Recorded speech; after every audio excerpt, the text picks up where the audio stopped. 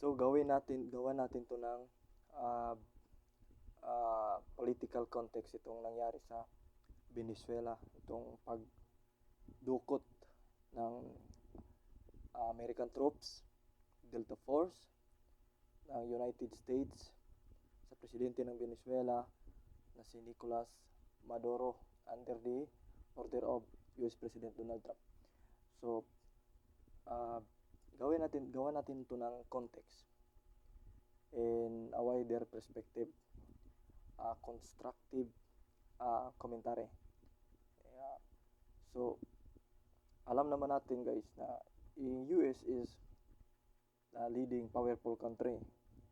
Kung na-overwhelm nila or whatever happened, kung bakit direktang napasok nila ng ang ang Venezuela at na-abduct yung presidente is sa kanila na yan. It's just a matter of uh, tactics. So, ang dito sa pasukin natin itong issue sa politika, yung political context. So, itong ginawa ni Trump, although US is very powerful, ang mangyari kasi dito is yung US is, that's two-party system.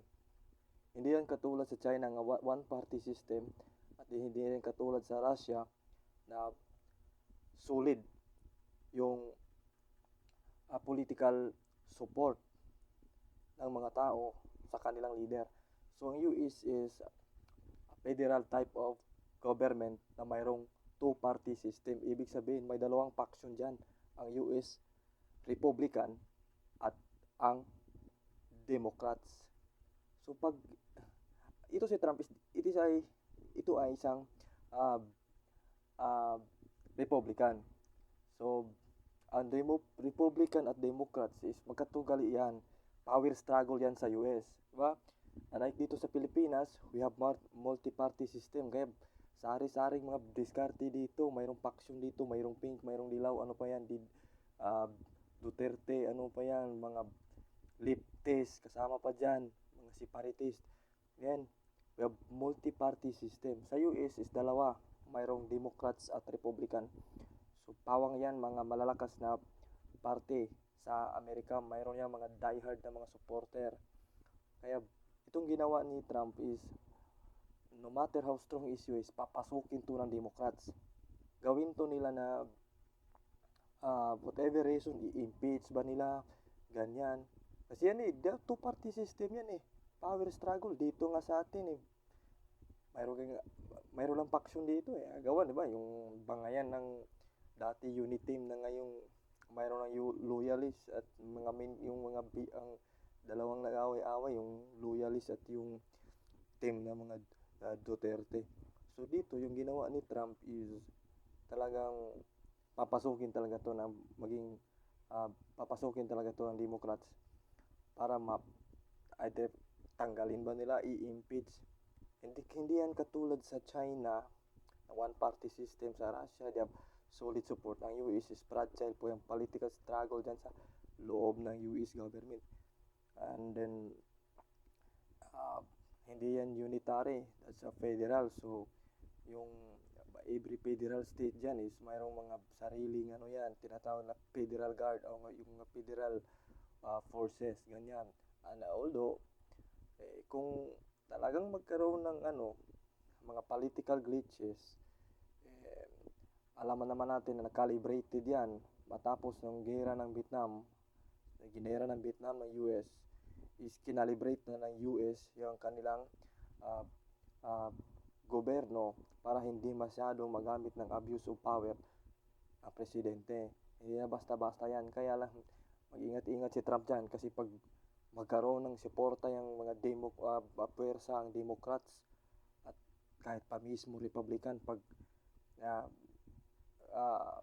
dyan is talagang posible yan na maging ma-impeach yan si Donald Trump dyan sa United States. Unlike sa China is they have one party system walang malakas na kalaban dyan si Xi Jinping. Kaya no matter what political purso na ang kanyang ipurso is talagang magkaroon yan ng yung power struggle inside is less, kaya they can pursue further. Unlike sa US yan, pag i-proceed pa niya yung gusto niyang i-annex yung Greenland, mag talagang magkaroon ng glitches yan sa NATO, magkaroon ng US versus NATO yan. Alam mo naman natin na NATO is currently supporting the war of Ukraine against Russia. So magkaroon to ng three-corner fight. Russia to the left and then US to the right, kung gusto ni Donald Trump na i-pursue yung kanyang political vision na i-annex yung Greenland. So yung para sa akin is yung pag-ibig ng isang leader is nakadepende yan sa isa lang paniniwala ko, only the citizen can evict their leader. Yung makita natin, diba, sa social media, nagsayaw, nagmasaya daw yung Venezuelan people. Hindi ako basta-basta maniniwala. Lahat na bansa is mayroong mayroong mga pro at mayroong mga cons.